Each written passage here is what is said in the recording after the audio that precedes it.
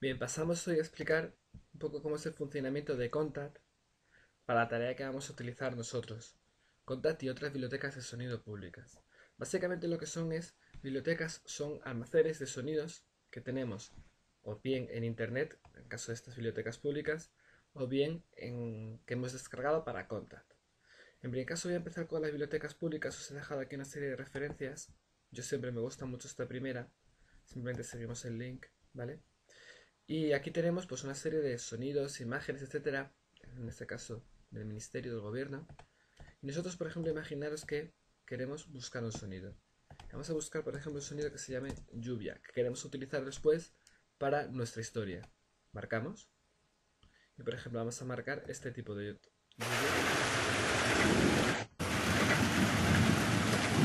Como veis, es un archivo en este caso un poco más largo que luego podemos descargar para a continuación cargar en Audacity y que nos sirva.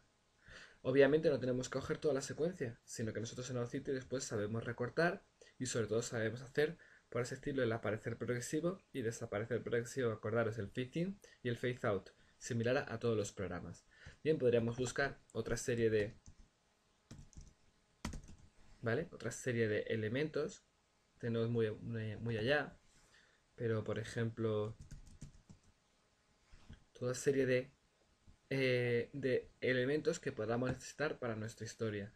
Obviamente, es una biblioteca pública, está hecho por colaboración también. Luego, no nos, por así decirlo, no es la mejor. Ya trabajaremos con mejores sonidos nosotros más adelante. Bien, esto con respecto a la biblioteca pública. ¿Qué pasa con Contact? Pues con Contact simplemente, vamos a ver aquí,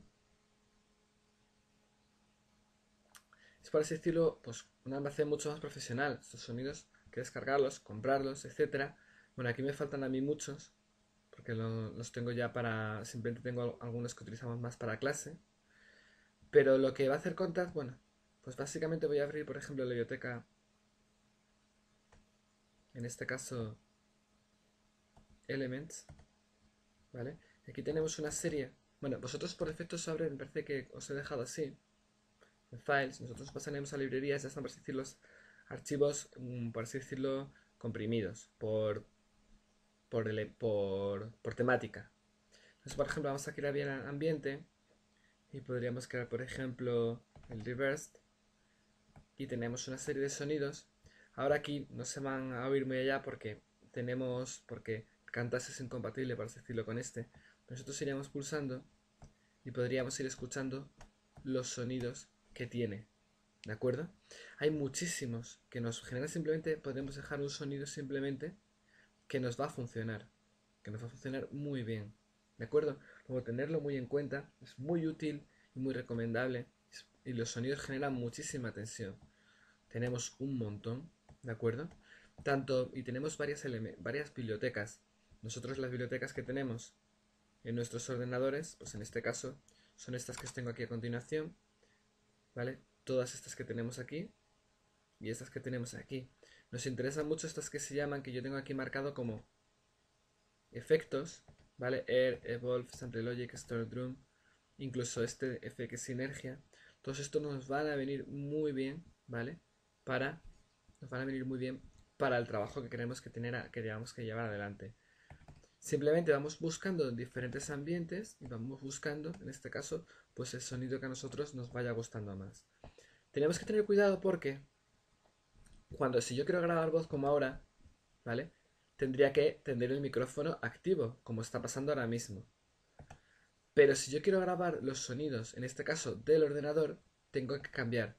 Bien, ahora no se me va a oír, ¿de acuerdo? Porque voy a coger los sonidos, por así decirlo, internos. Yo marcaría silencio la pista.